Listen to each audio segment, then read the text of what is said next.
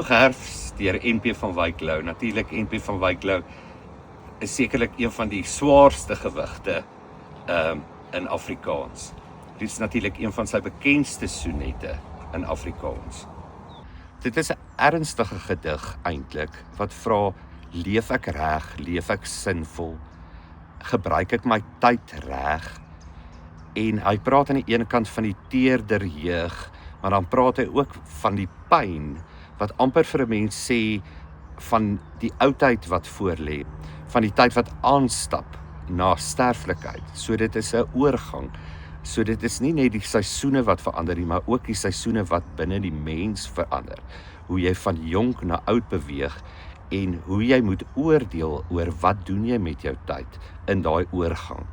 Maar ook die diepe bewusheid van soos die akkerblare roesbruin verkleur of goudbruin verkleur, net so stap die tyd vir 'n mens aan en moet daar plek gemaak word en moet jy eintlik jou binnekant skoonmaak of gereed maak of snoei vir nuwe groei, vir geestelike groei. Vroegherfs.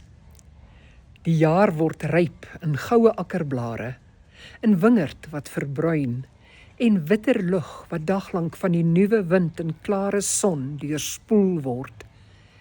Elke blom word vrug, tot selfs die traagstes, en die eerste blare val so stil weg in die rookvaal bos en laan, dat die takke van die lang populiere al teen elke ligte môre witter staan. O Heer, laat hierdie dae heilig word. Laat alles val wat pronk en sieraad was, of enkel jeug en ver was van die pyn.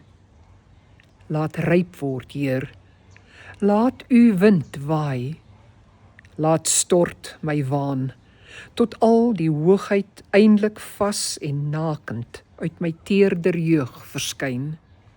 Wat vroegherfs eintlik so uniek maak ook en lekker maak, is die storie en die gebeurtenis dat dit alles slegs kan gebeur met die hand en leiding van die Vader, waarby hy die wind is, wat basies daai blare natuurlik afskud. Soos dit ook hier staan: O Heer, laat hierdie dae heilig word, want slegs deur die hulp van die Here en aan hand met die Here kan ons daai vernuwing laat plaasvind by elkeen van ons.